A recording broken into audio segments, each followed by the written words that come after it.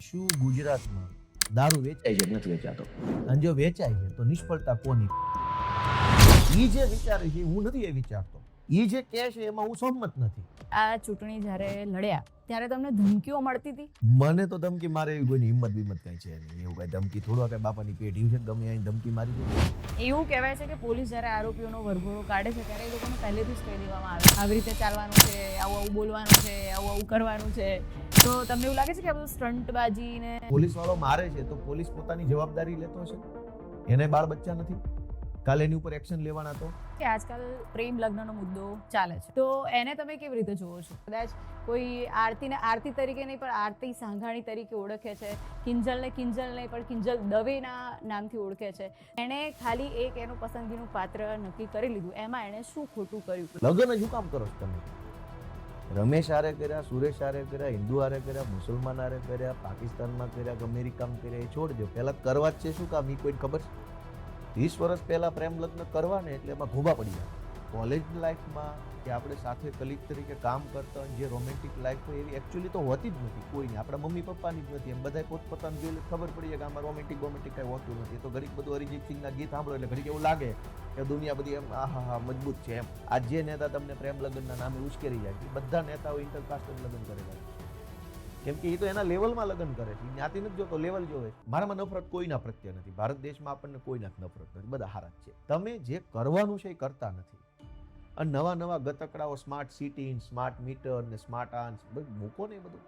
તો તમે જાઓ છો વિદેશોમાં આટા ટલ્લા મારવા જાઓ છો તો ત્યાંની સરકારોને અધિકારીઓને પૂછી લો ને કાકા તમે કયા મટીરિયલના રોડ બનાવો છો ને કયા મશીન વાપરો છો. તો એક વખત લઈ આવો એ મટીરિયલને રોડ મશીન અહીંયા, એટલે તૂટતા તો બંધ થાય. ભાજપમાં ખૂબ સારા માણસો છે જ, બુદ્ધિશાળી છે, હોશિયાર છે, પીજ છે, સમજદાર છે. ગંભીરાનો બ્રિજ તૂટ્યો અને ઉપરથી માણસો નીચે પટકાઈને મરી ગયા, નાના છોકરા, કોઈને સજા ન થઈ. સંઘર્ષ પણ હવે તો કદાચ સિદ્ધિ સુધી પહોંચી ગયો છે થોડો થોડો. કેમ કે ભાઈ ગુજરાતમાં 7 કરોડ માણસો છે, એમાં ધારાસભ્ય 182 જ છે. એવા કોન્ટેક્સ્ટમાં જુઓ તો સિદ્ધિ છે. એટલે એવું હવે આ પિકલ બોલ ને એવું બધું કાંઈ બહુ સમય રહેતો નથી. તો હાલમાં જ વિક્રમ ઠાકોરે પણ હિન્ટ આપી દીધી છે. અંબાજીમાં એક જાહેર સભામાં એમણે કીધું છે. તો તમારી પાર્ટીમાં એમને જગ્યા મળશે?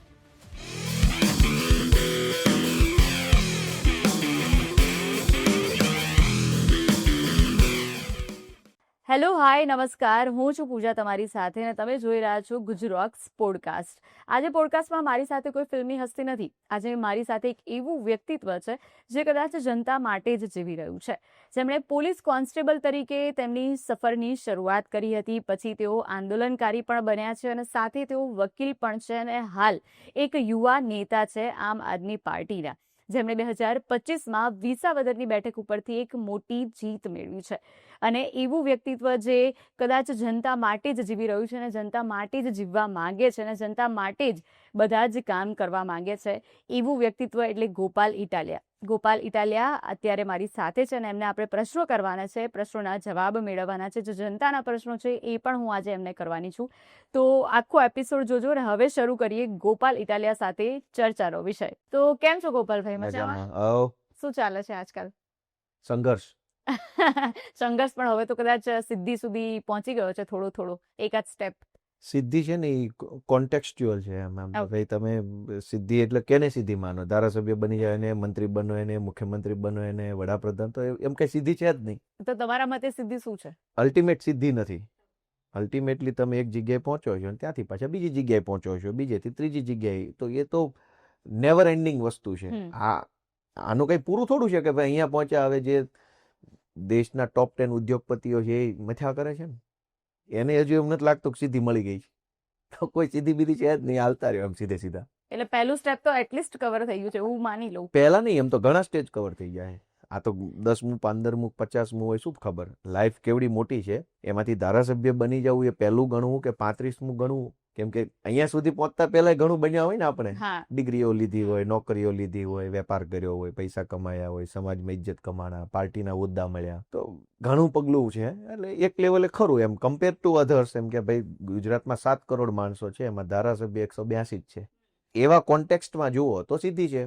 વ્યક્તિગત જીવનમાં જોઈએ તો હજુ તો કેટલું બાકી છે.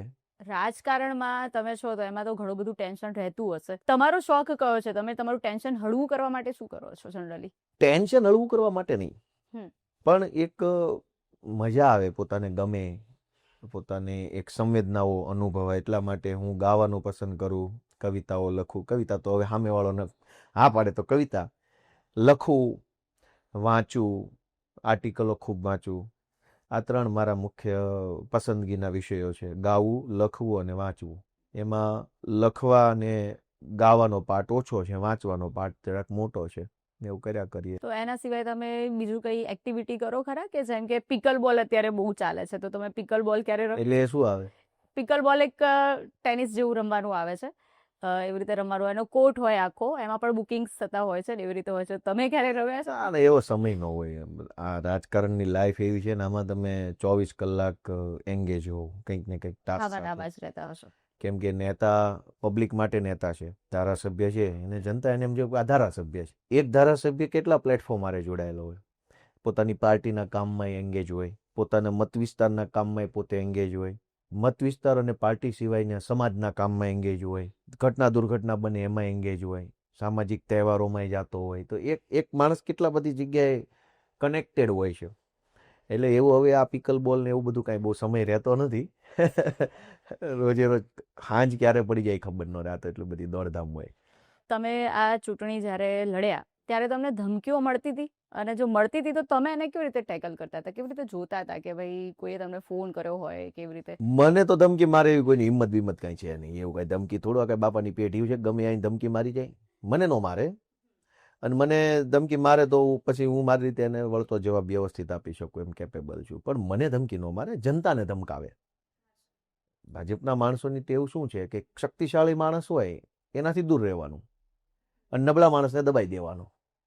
મને ધમકી ન મારે ચૂંટણીમાં, એ મતદારોને ધમકી મારે. ગોપાલને મત દેશો તો તમારો ઓટલો તોડી નાખશું, ગોપાલને મત દેશો તો કૂપન બંધ કરાવી દઈશું, ગોપાલને મત દેશો તો તમને આ યોજનાનો લાભ નહીં મળે.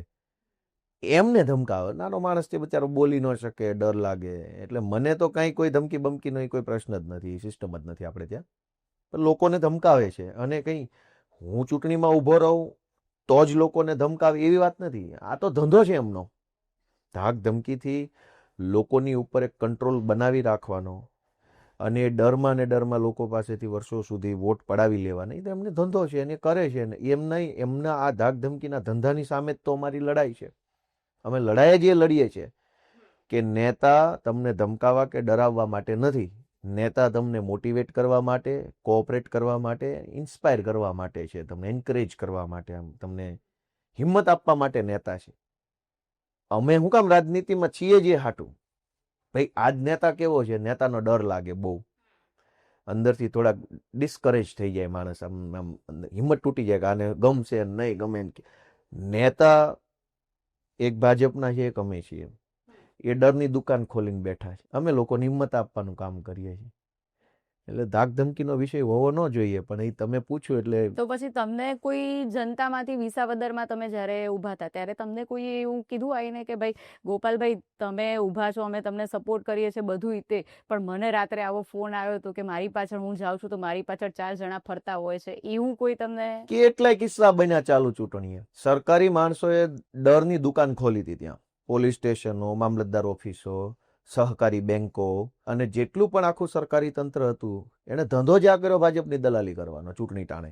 જેટલા પણ લોકો સરકારી માણસોના કોન્ટેક્ટમાં, એટલે સરકારી માણસો પ્રભાવિત કરતા હતા જનતાને કે તમારું કામ આમ નહીં થાય, તેમ નહીં થાય, હું આમ નહીં કરું, તેમ નહીં કરું.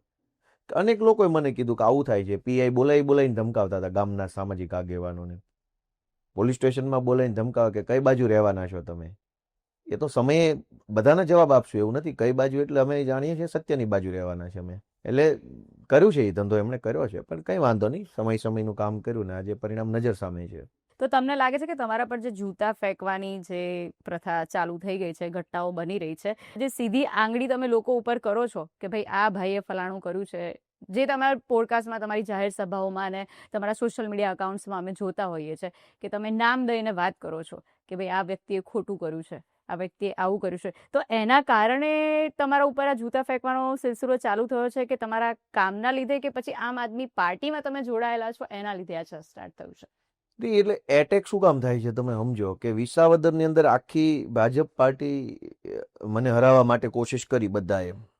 મુખ્યમંત્રી, પ્રદેશ પ્રમુખ, ગૃહમંત્રી, પાણી પુરવઠા મંત્રી, વન મંત્રી, કૃષિ મંત્રી, તમામ પ્રકાર, અને બુટલેગરો હતા ભેગા, ગુંડા માફિયા, લફંગા, તોડબાજો, બધા જ લોકો આખું મતલબ સેના લઈને જ આવ્યા હતા ત્યાં, અને કે ગોપાલ ઇટાલિયા જીતવો ન જોઈએ. અને છતાંય હું જીતી ગયો. એટલે ભાજપની ઐતિહાસિક રીતે શરમજનક હાર થઈ.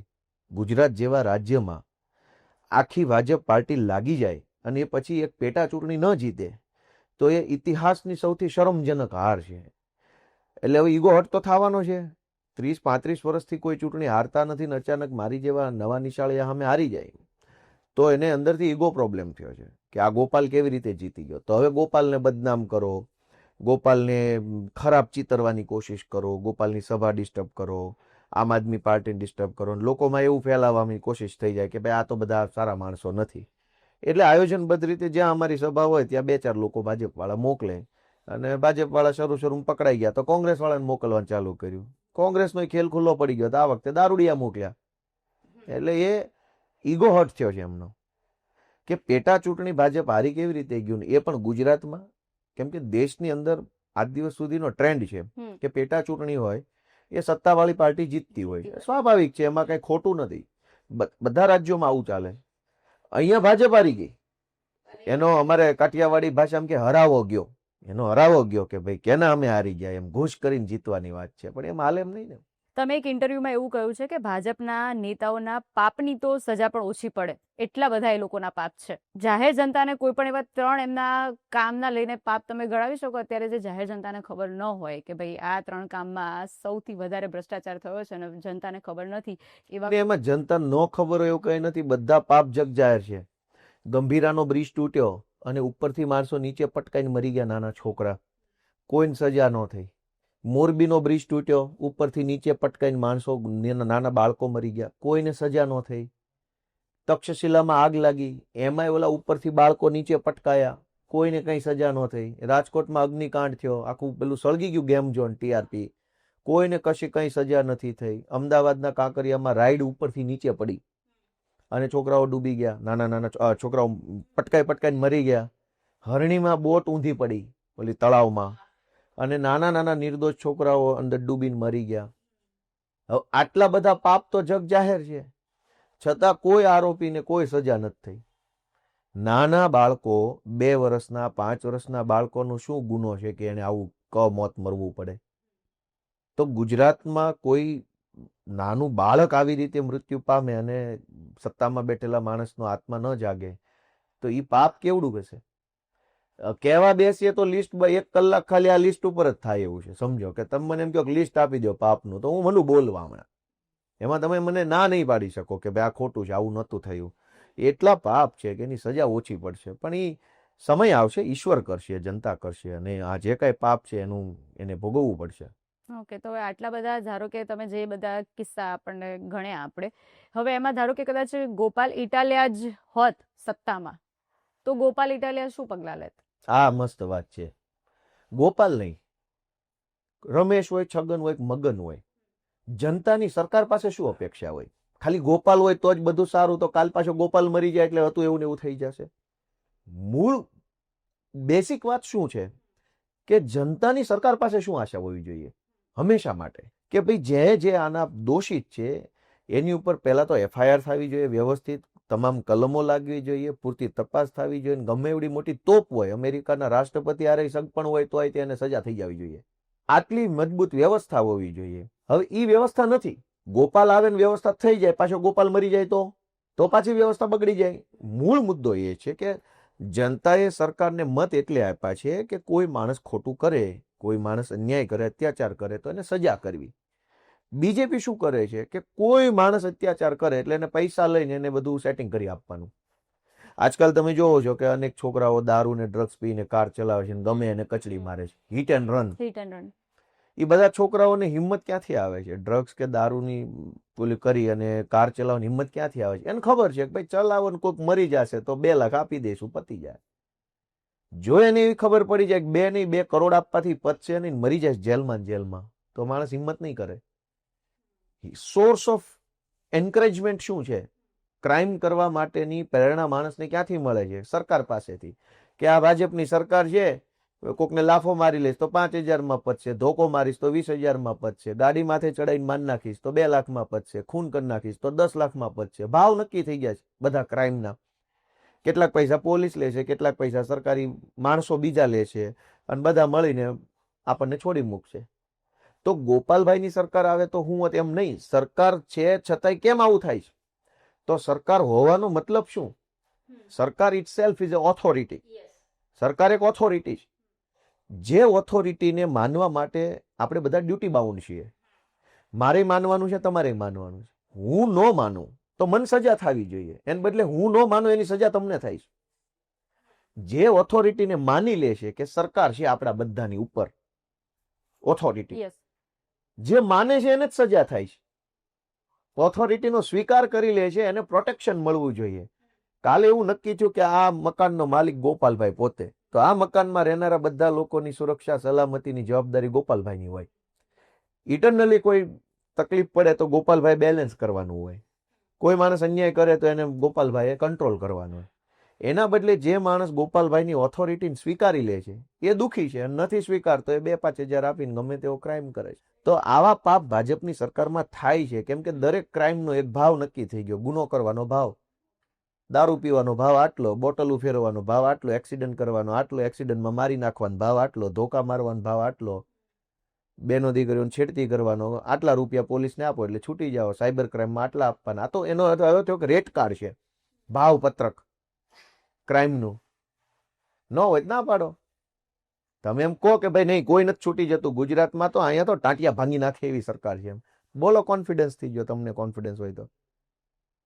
એક આપણે ધારો કે આમાં આપણે રાજકોટ વાળો જે હમણાં કિસ્સો થયો, જેને ફાંસીની સજા 34 દિવસમાં આપવામાં આવી છે, જે બહારનો હતો, બળાત્કારનો કેસ હતો એ.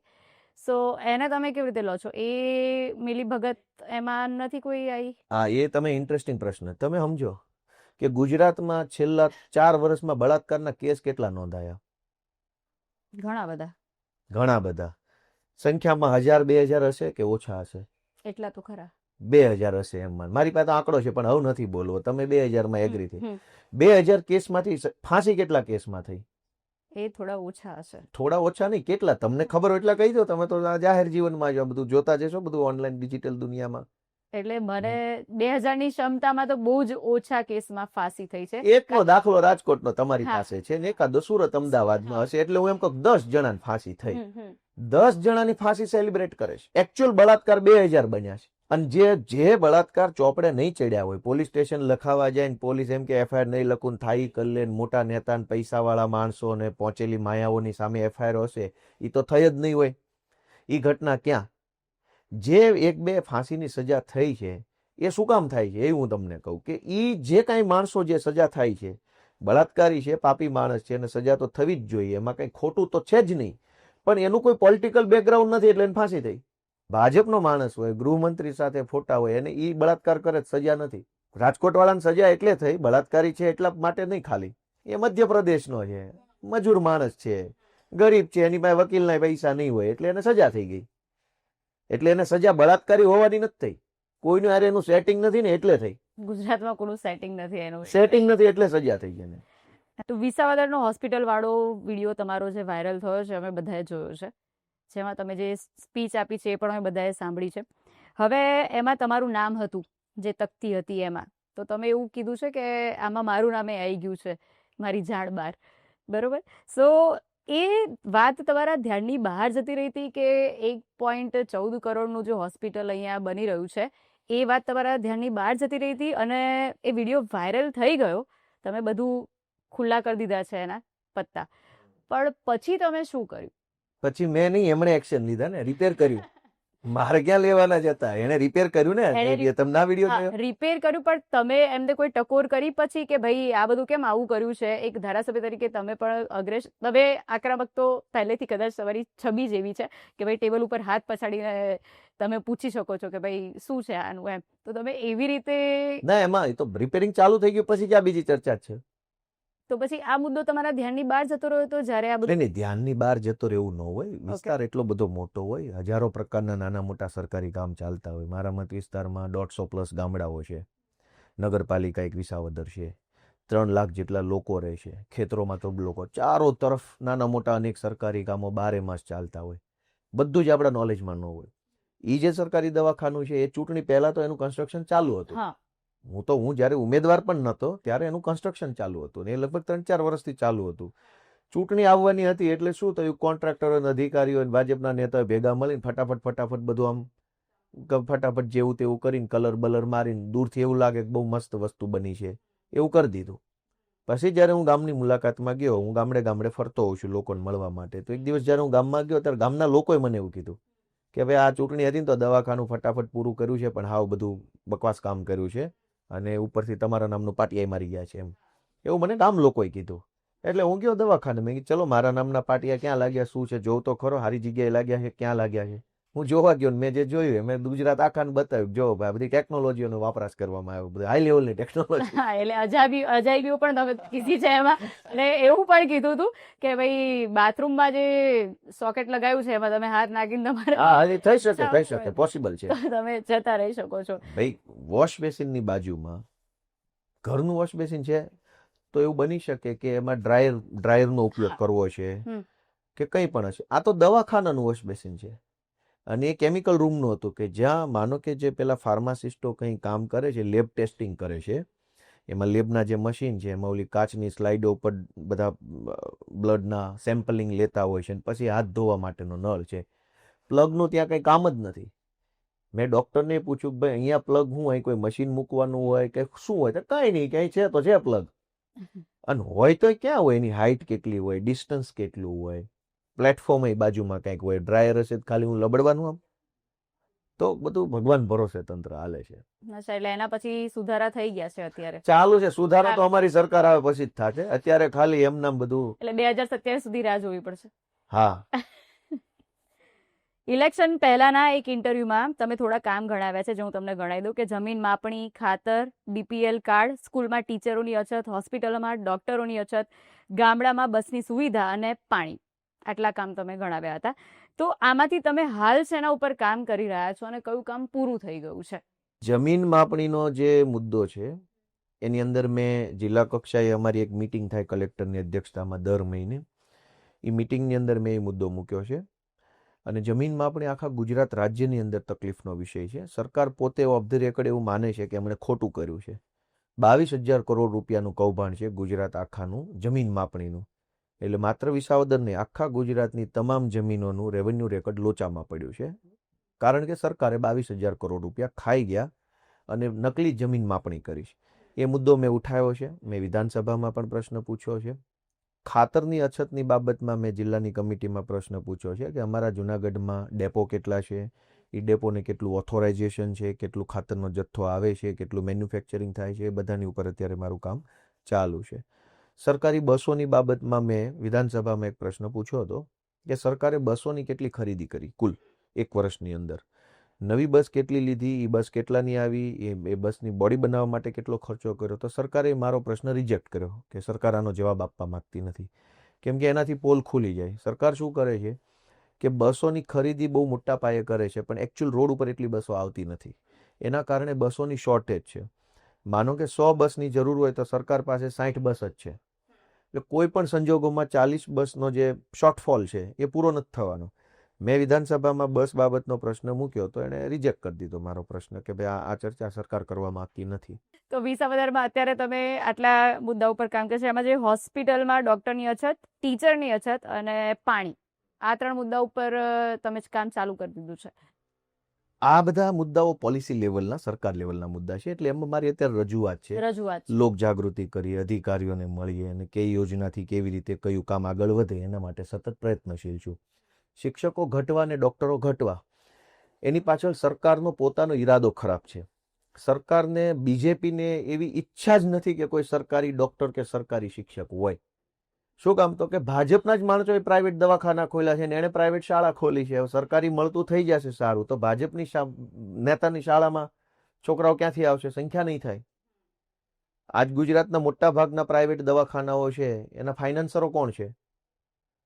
લગભગ જગ્યાએ બીજેપીના માણસોએ કોર્પોરેટ હોસ્પિટલો ખોલી છે. માનો કે તમે ભણી ગણી ડૉક્ટર થયા ને તમારી પાસે સગવડ છે તો તમે 10 કરોડનું એસ્ટાબ્લિશમેન્ટ ઊભું કર્યું, એ તો તમે છો. વ્યક્તિગત. કોર્પોરેટ હોસ્પિટલો કેવી રીતે ખુલે છે અહીંયા?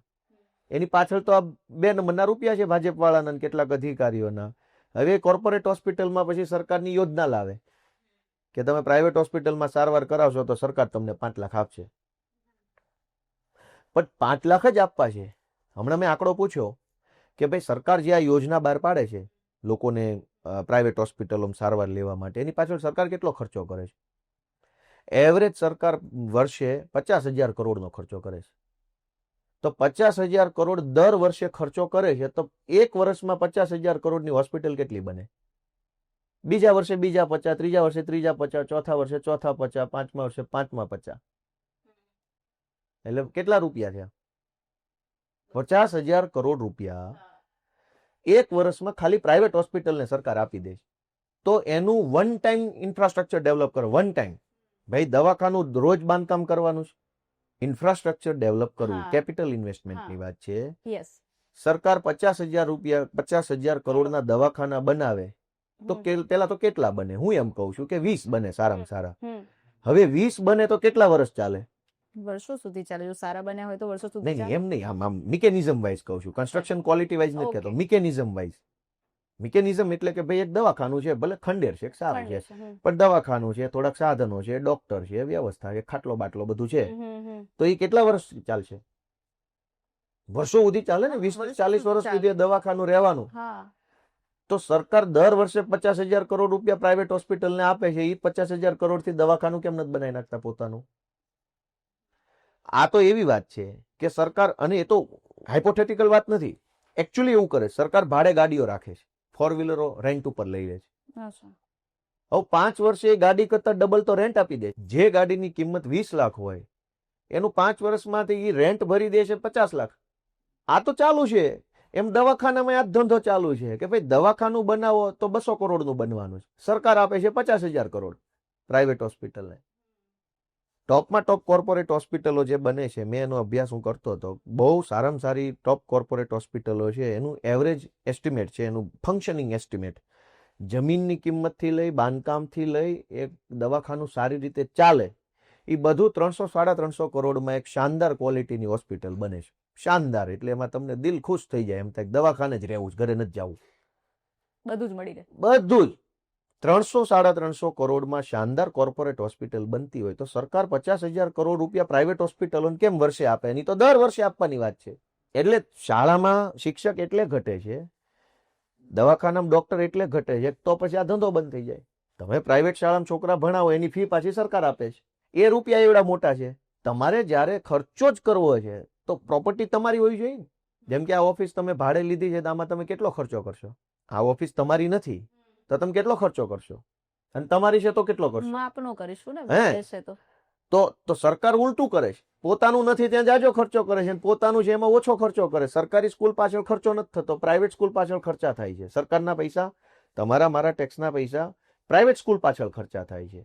તમારા મારા ટેક્સના પૈસા પ્રાઇવેટ હોસ્પિટલ પાછળ ખર્ચાઈ જાય છે. પોતાનામાં કોઈ ઇન્વેસ્ટમેન્ટ જ નથી. અને રીલ સારી એવી બને કે તમારી જેવા માણસો પ્રભાવિત થઈ જાય, ભોળા પડે. એટલે અમે તો શું છે, શીખી ગયા બધું એની હારે રહીને કે આ તો છેતરપિંડિયા છે. પણ લોકો આમ છેતરાઈ જાય, કોઈને ખબર જ નથી કે આ બધું લોલમ લોલ તંત્ર છે. સમજો, 2 ફોનથી બસો આવી જાય, 2 ફોનથી સાહેબ આવી, 2 ફોનથી પબ્લિક ખુશ કે તમાશો બહુ થવો જોઈએ, કામ થાય કે ન થાય, તમાશો વ્યવસ્થિત થવો જોઈએ, તો તમાશો કરી દે છે એ લોકો.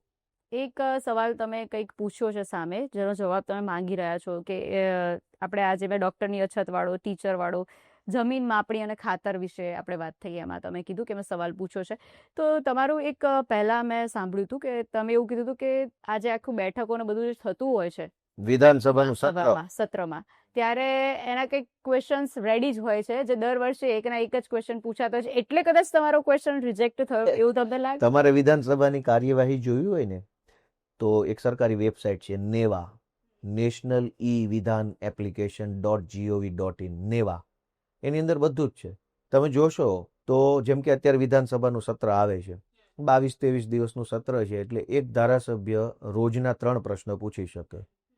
એટલે 22-23 into 3 કરો એટલે તમારે એવરેજ 75, કેમ કે રિજેક્ટ પણ થતા હોય, ડિનાય કરી દે સરકાર, જવાબ નથી આપવો, એવું પણ હોય. એવરેજ તમે 72-75 પ્રશ્ન પૂછી શકો સરકારને, એક ધારાસભ્ય. હવે 72-75 તો તમારે પૂછવાના. જવાબ કેટલાનો આપશે એ તો એ નક્કી કરે પાછું. એવું નથી પૂછ્યું એટલે જવાબ દેવાનો જ, કેમ કે સરકાર છે એની બહુમતી છે એટલે નથી દેવો.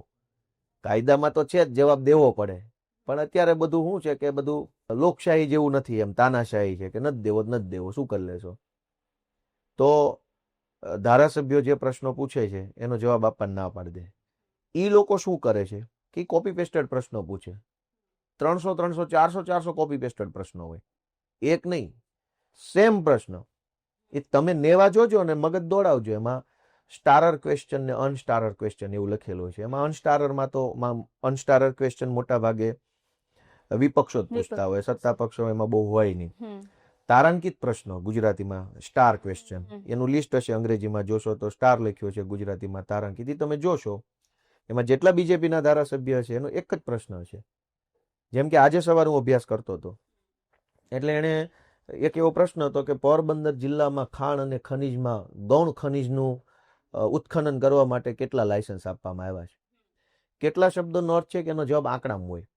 કોને કોનેનો શબ્દ છે એક નામ હોય. કેટલાનો જવાબ શું હોય? 10 20 30 40 50 આંકડામાં હોય ને. કોને આપવામાં આવ્યા તો કે રમેશભાઈ ને ચંદુભાઈ ને મગનભાઈ ને. હવે પોરબંદર જિલ્લામાં ખાણ ખનીજ માટે ગૌણ ખનીજનું ઉત્ખનન કરવા માટે કેટલા લાયસન્સ આપવામાં આવ્યા છે? એક પ્રશ્ન ગોપાલભાઈ પૂછ્યો. પછી બીજો પ્રશ્ન પૂછ્યો કે ગૌણ ખનીજનું ઉત્ખનન કરવા માટે પોરબંદર જિલ્લામાં કેટલા લાયસન્સ આપવામાં આવ્યા? પછી પાછો ત્રીજો પ્રશ્ન આવે કે ખાણ અને ખનીજ વિભાગ દ્વારા પોરબંદર જિલ્લામાં ગૌણ ખનીજનું ઉત્ખનન કરવા માટે કેટલા લાયસન્સ આપ્યા છે? શબ્દો આગળ પાછળ થઈ જાય, પ્રશ્ન એનો એ રહે. એવા પ્રશ્ન 100 વખત પૂછવામાં આવે જેનો જવાબ માત્ર આંકડામાં હોય કે 20 30 40 50. દાખલા તરીકે કે 100 નહીં એક જ વખત પૂછો, દાખલા તરીકે એક જ વખત પૂછવામાં આવ્યો. છતાં પણ લોકોને શું કામ છે એમાં? વિધાનસભા આખી ભરાય છે, કરોડોનો ખર્ચો થાય છે, લાઇટ કેમેરા એક્શન ટાઈપનો આખો માહોલ હોય છે, બધા નેતાઓ આવી જાઓ ને મંડો બધા પોતાનું જ્ઞાન જાળવા, અહીંયા બધું જબરજસ્ત માહોલ હોય છે. અબજો રૂપિયાનો ખર્ચો કરીને જ્યારે તમે ત્યાં બેસો છો તો તમે આંકડા પૂછશો? તમે સરકારની એકાઉન્ટેબિલિટી કેમ નહીં પૂછો? જેમ કે મેં પ્રશ્ન પૂછ્યો, હવે જે અત્યારે ચાલુ સત્ર છે એમાં મેં હમણાં એવો પ્રશ્ન પૂછ્યો કે ભાઈ હમણાં સરકારના મોટા ભાગના રોડ છે, એ રોડના કોન્ટ્રાક્ટરો રોડ અડધો ફડધો બનાવે, થોડો થોડો બનાવે, પછી છોડીને ભાગી જાય કે અમારે નથી બનાવવું. એટલે સરકાર એને નવેસરથી ટેન્ડર કરે. એટલે શું થાય કે એ બધી પ્રોસેસમાં 1.5-2 વર્ષ લાગી જાય ફરજિયાત. 2 વર્ષ પછી નવો રોડ ફરીથી એનો એ જ મંજૂર થાય. એટલે એમાં સરકારને કરોડોનું નુકસાન છે. એકચ્યુઅલી બધું વેલ ઓર્ગેનાઇઝ રીતે હાલે છે. એવું નથી કે સરકારને ખબર નથી. કેવી રીતે થાય? ધારો કે 50 લાખનો કોઈ રોડ મંજૂર થયો. હવે 50 લાખમાં રોડ એટલે સીધો રોડ ન હોય. સરકારી ટેન્ડરોમાં લખ્યું હોય કે પહેલાના ઝાડવા કાપવાના બંને સાઈડથી, માટી ઉતારીને એનું લેવલ કરવાનું છે, પછી એની ઉપર પાછું મોરમ નાખવાનું છે, હાર્ડ સરફેસ બનાવવાનું છે, પછી બાજુમાં ગટર બનાવવાની છે, આ પાટિયા લગાવવાના છે, આ 3 નાળા બનાવવાના છે, બ્રિજ, આ નીચે બેઠું નાળું છે, આ ઉપરનું નાળું છે, આમ તેમ એવું બધું જ ભેગું હોય એની અંદર. ખાલી રોડ એટલે આમ સ્ટ્રેટ ન હોય, 100 આઈટમ હોય એની અંદર. કોન્ટ્રાક્ટરો શું કરે? 50 લાખનો રોડ મંજૂર થયો સરકારમાં, એમાંથી જેમાં સૌથી વધુ ફાયદો થયો ને ઝાડવા કટિંગ. હવે ઝાડવા કાપ્યા કે ના કાપ્યા તમને મને ખબર ન હોય, તો કોઈ પબ્લિકને તો ખબર ન હોય કે આમાં ઝાડવા કાપવાના પૈસા મંજૂર થયા હોય. એટલે ઝાડવા કાપ્યા, માટી ખોદી, આ તે 4 કામ કરી નાખે. શું કામ? કેમ કે એમાં 40-50% કમાણી હોય. દરેક આઈટમનો ભાવ નક્કી હોય. રોડ 50 લાખનો, પણ એમાં ઝાડવા કાપવાના 15 લાખ, માટી ખોદવાના 20 લાખ ડિસ્ટ્રીબ્યુટ હોય, પણ આખું પેકેજ હોય 50 લાખ. એટલે પબ્લિક એટલું જાણે 50 લાખના ખર્ચે રોડ મંજૂર થયો. એની અંદર પાર્ટ હોય. કોન્ટ્રાક્ટર શું કરે? જે પાર્ટમાં વધારે કમાણી હોય ને એ પાર્ટ કરી નાખે કામ. પછી કે અવમાન નથી કરવું, છોડી દો. એટલે છોડીને ભાગી ગયો. સરકાર શું કરશે? તો કે હવે વહી ગયો બચારો, વહી ગયો. હવે તો કે નવું ટેન્ડર બહાર પાડો. હવે ત્યાં ખેલ છે. નવું ટેન્ડર કેવી રીતે બહાર પડે કે એની પ્રોસેસ કરતા 1.5-2 વર્ષ લાગી જાય. જે કામ 2021માં 50 લાખમાં મંજૂર થયું હોય એનું એ જ કામ 2024માં 50 લાખમાં ન થાય. લોજિકલ વાત છે. મોંઘવારી વધી ગઈ, બધી વસ્તુના ભાવ વધી ગયા, મજૂરી વધી ગઈ, રેતી, કપચી, સિમેન્ટ, વાહનોના ભાડા, જેસીબીના ડીઝલ બીજલ બધું જ વધી ગયું. જે તે વખતે 50 લાખ છે એ 2021ના રેટ પ્રમાણે હતા. પેલા એ પોતાનો કમાણી થાય એવું કામ કરી લીધું. હવે ભાગી ગયો. સરકાર કે કઈ વાંધો ને, બીજા કોન્ટ્રાક્ટર પાસે કરાયેલું. એટલે ફરીથી એ રોડ 60 લાખનો મંજૂર થાય. 50નો મંજૂર થયો, એમાંથી 20 લાખનું પેલો કોન્ટ્રાક્ટર કામ કરીને જતો રહ્યો, 30નું બાકી રાખ્યું ને 30નું કામ કરવાનું ટેન્ડર 60 લાખનું બહાર પડે. તો એકચ્યુઅલ રોડ કેટલામાં બન્યો? અને એ પછી પાછો એ રોડ તો 2 વર્ષ હાલવાનો નથી. આ ખેલ હાલે છે. તો મેં એનો પ્રશ્ન વિધાનસભામાં પૂછ્યો છે. ભાજપવાળા શું પૂછે? ભાજપવાળા એમ પૂછે કે ભાઈ જુનાગઢ જિલ્લામાં કુલ કેટલા રોડ મંજૂર થયા, કેટલા રૂપિયાનો ખર્ચે? તો કે કુલ 20 રોડ મંજૂર થયા 180 કરોડનો ખર્ચે. એટલે કે બજાવ તાલી 180 કરોડના રોડ મંજૂર થઈ ગયા, રોડ મંજૂર થઈ ગયા, રોડ મંજૂર થઈ ગયા. એની અંદર આ ખેલ હાલે છે કે 180 કરોડના 10 રોડ મંજૂર થયા હોય તો 10 અડધા અડધા કરવાના, પછી નવેસરથી મંજૂર કરાવવા. એમાં જનતાનો સમય બગડે, પૈસા બગડે, એનું વાત જવા જેવું થાય. સારું, ચલો બીજો એક ક્વેશ્ચન છે કે આજકાલ પ્રેમ લગ્નનો મુદ્દો ચાલે છે. તમારું એક પોડકાસ્ટ હું કાલે જોતી હતી, તો એમાં તમે એવું કીધું હતું કે સમાજ પ્રેમ લગ્નમાં પહેલા પ્રોફાઇલ જોવે છે અને પછી દીકરો દીકરી શું કરે છે એ જોવે છે અને પછી જ્ઞાતિ જોતા હોય છે.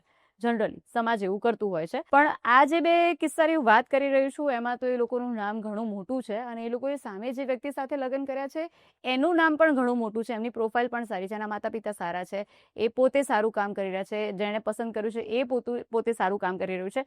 સ્ટીલ સમાજ એનો વિરોધ કરી રહ્યું છે અને રોષે ભરાયું છે અને સમાજમાંથી બહાર કાઢી દેવાની વાતો કરી રહ્યું છે.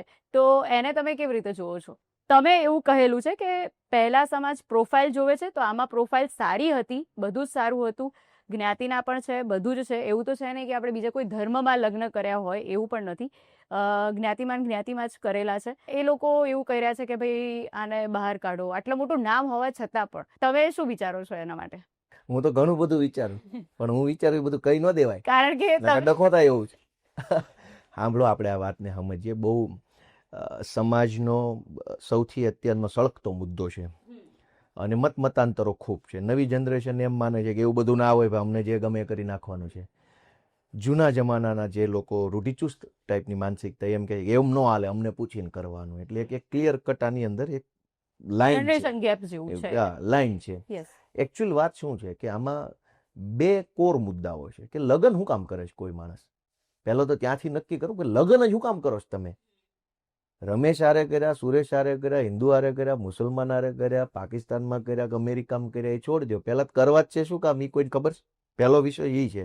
જો એ વાતની ક્લેરિટી સમાજમાં ધીમે ધીમે આવે. આજકાલ શું છે કે ભાઈ લગ્ન શું કામ કર્યા, તો કે બસ કર્યા. ભાઈ છે કાંઈ કોઈની પાસે કોઈ કહી શકશે શું કામ કર્યા? એમ કોઈ નહીં, હું નહીં કહી શકું. આ બધું આમ હાલે. પણ હવે એ જે જ્ઞાતિની બહાર લગ્ન કરવાની, સમાજની બહાર કાઢી મૂકવાની, બધી વાતો એવી છે કે સમાજ કોઈ એવી ફિઝિકલ એક્ઝિસ્ટન્સ નથી. તમે મને એમ કહી શકો કે રૂમની બહાર કાઢી મૂકું, જ્ઞાતિની બહાર કેમ કાઢશો? ઇનવિઝિબલ છે. જ્ઞાતિ આમ પકડી શકાય, જોઈ શકાય નહીં. પણ એ લોકો એવું કહેતા હોય છે કે ભાઈ આને પ્રસંગમાં બોલાવાનું નહીં, આના પ્રસંગમાં કઈ વાંધો નહીં, ના બોલાત, નહીં જઈએ, એવડો મોટો દેશ છે, કોઈક બીજા લગ્નમાં વૈયા જવું નવા લુગડા પહેરીને. અત્યારે 12 માસ લગ્ન થાય છે પાર્ટી પ્લોટમાં, ગમે એ પાર્ટી પ્લોટમાં નવા કપડાં પહેરીને ઘૂસી જાવ. કોણ પૂછે કઈ પાર્ટીના કયા મહેમાન છે? એટલે તમે તો મુદ્દો એ છે, સાંભળો, આખો મુદ્દો એ છે કે બંને સાઈડથી વિચારવાની જરૂર છે. બે સાઈડથી, નવી જનરેશનની સાઈડથી ને જૂની બેયની સાઈડથી વિચારવું પડે એમ છે. એવું નથી કે લવ મેરેજ જ ફેલ જાય છે, સમાજની રીતે કરેલા લગ્નો ફેલ જાય છે. અલ્ટિમેટલી આપણે જ્યારે લગ્ન કરીએ છીએ ત્યારે આપણે એક કમ્પેન્શનેટ લાઈફમાં જોડાઈએ છીએ. એક સહાનુભૂતિ રહે છે. એક આપણે શું મેળવીએ છીએ કે સામેવાળા પરિવાર અને વ્યક્તિનો આપણે હંમેશા સપોર્ટ મેળવીએ છીએ અને વાઇસ વર્સા છે. અલ્ટિમેટલી આટલું જ થતું હોય. બાકી તો ખાવું, કમાવું, પીવું, નવા કપડાં લેવા, જે કાંઈ બધું એ માણસ પોતે કરે છે. પણ જ્યારે માણસ કોઈ તકલીફમાં આવે છે, તકલીફનો પ્રકાર માનસિક હોઈ શકે, કંઈ પૈસા જ ખૂટી જાય એવું નથી, જોબનો પ્રોબ્લેમ આવ્યો, કોઈ શરીરમાં બીમારી આવી ગઈ, કંઈક માનસિક રીતે કંઈક ખબર નહીં, કંઈક આપણે સ્ટક થઈ ગયા, એવા સમયે વાઇસે વર્સા કેટેગરીમાં આમને સામને વ્યક્તિ અને પરિવાર એકાબીજાને ટેકો આપશે, પ્રેરણા આપશે, હિંમત આપશે, સાથ આપશે, એવું અપેક્ષિત છે, એક્સપેક્ટેડ છે. અને એ જ લગ્નનો આખો કોર આઈડિયા છે કે ભાઈ તમે એકલા નથી, એવું રિયલાઇઝેશન સતત લાઈફમાં રહેશે. હવે નવી જનરેશનના પોઈન્ટ ઓફ વ્યૂથી જોઈએ કે ભાઈ રમેશ મને ગમે છે, તમને શું વાંધો રમેશની જ્ઞાતિમાં? જ્ઞાતિમાં આમ તો કઈ વાંધો નથી. જ્ઞાતિ ઇનવિઝિબલ છે. એટલે કોઈ જ્ઞાતિ કઈ કોઈ પકડી કે બિલોરી કાચ મારીને જોઈ શકાતી નથી. પણ એનાથી શું થાય છે કે ભાઈ આજે જે તમને દેખાય છે સારું, એ કઈ હંમેશા સારું હશે એવું હોવાનું નથી. આજે રમેશ મારી યારે ફાર્મસીના સેકન્ડ યરમાં ભણે છે, મને એમ લાગે કે મજાનો માણસ છે. થ્રુ આઉટ લાઈફ એવું હોવાનું નથી. તો ક્યારેક સર્કમસ્ટેન્સીસ ચેન્જ થશે અને રમેશ આજે જેવો છે એવો કાલે નહીં હોય, તો તમારો સપોર્ટ કોણ? એની શ્યોરિટી ક્યાં? જૂની જનરેશન જે માને છે આ માને છે, તમારી શ્યોરિટી ક્યાં? એટલે તમારી સાથે એને કોણ ઊભું રહેશે? કદાચ સુરેશે તમને દગો દીધો તો તમારી સાથે દગો નહીં, સમજો કે સુરેશની કોઈ મર્યાદા આવી ગઈ. હું એમ કહું કે હાલો એ માણસ એટલો સારો છે કે દગો નહીં દે, પણ કાંઈક એની લિમિટેશન આવી ગઈ, બરાબર, અને એનાથી નથી થાય એમ કોઈ વાત. લગ્ન કાંઈ એવું થોડું છે કે ભાઈ મેરેજ સર્ટિફિકેટ થઈ ગયું એટલે લાઈફ પૂરી થોડી થઈ ગઈ. હવે તો ચાલુ થાય છે ને, રોલર કોસ્ટર લાઈફ છે. એમાં કોઈ એવો સંજોગ બન્યો કે જે રમેશ તમને સેકન્ડ યરમાં ગમતો હતો હવે એવો નથી, તો શું કરવાનું?